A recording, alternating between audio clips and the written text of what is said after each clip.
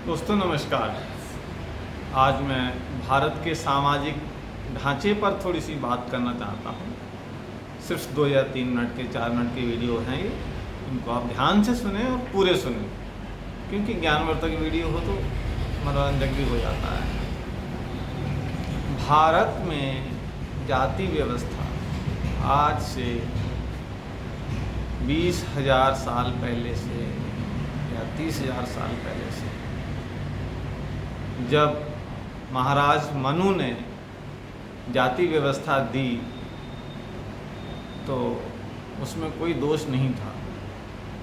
उन्होंने जाति व्यवस्था इस आधार पे दी कि जिस बच्चे में जैसा गुण हो उसको उसके अनुसार आप काम दे दो।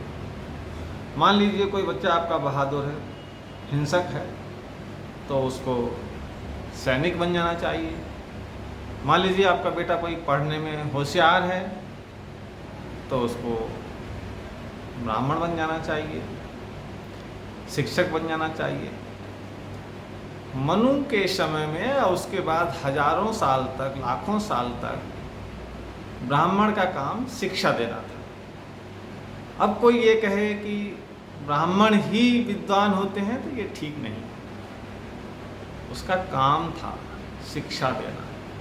इसी तरह से क्षत्रिय का काम है सुरक्षा करना, सुरक्षा के बंदोबस्त करना, सुरक्षा के इंतजाम करना। अब इसमें आप कहोगे नहीं क्षत्रिय विद्वान होते हैं, तो वो ठीक नहीं।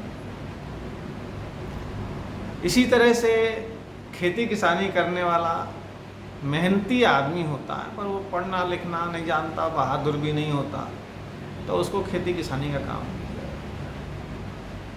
कुछ उन्हीं में से ऐसे बच्चे होते हैं जो गंदे रहते हैं, काम करना पसंद नहीं करते हैं।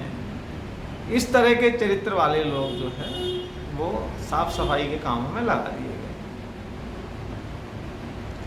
इसमें उनका कोई दोष नहीं है। अगर उनका बच्चा कोई विद्वान पैदा हो तो वो ब्राह्मण का काम कर सकता था। अगर उनका बच्चा एक, जिसे हम आज दलित कहते हैं या अछूत कहते हैं, यदि उनका बच्चा कोई बहादुर है तो वो क्षत्रिय बन सकता है। हमारे भारत की प्रॉब्लम ये है कि किसी अच्छी चीज़ को किसी बुरी चीज़ में ढाल दिया जाता है, फिर उसको परंपरा बना दिया जाता है या उसको प्रचलन बना दिया जाता है। बस हम लोग यहीं आके मार खा जाते हैं।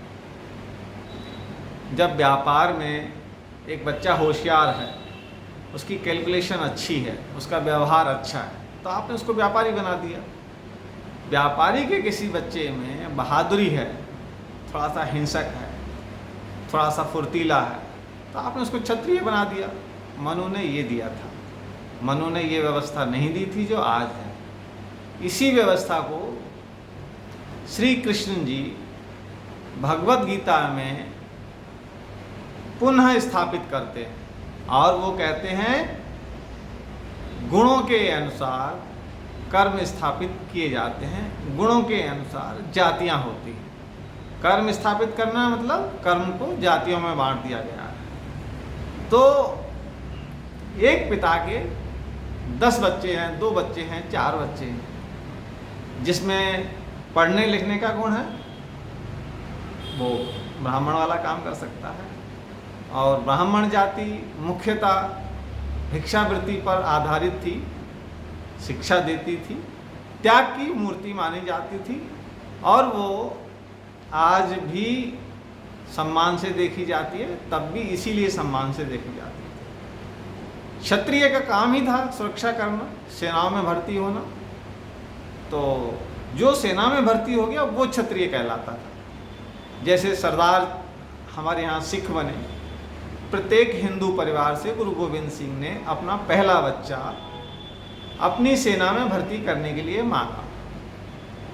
तो उनका नज़रिया था कि किसी भी दंपत्ति का, माता पिता का जो पहला बच्चा होता है वो बहादुर होता है, हृष्ट-पुष्ट होता है। इसलिए उन्होंने सिख कौम की जब स्थापना की, हर हिंदू से अब उनका पहला बच्चा, शादी के बाद जो पहला बच्चा आपका होगा वो सरदार बनने के लिए आप उसको गुरु गोविंद सिंह को सौंप देंगे।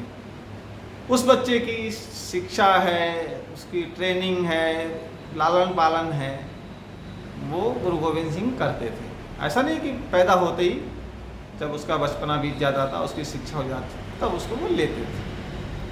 तो ये जो आज की शिक्षा आधारित हमारा जो जीवन है, उसमें थोड़ा सा बदलाव करना होगा। अगली कड़ी में मैं आपको बताऊंगा शिक्षा कैसी होनी चाहिए।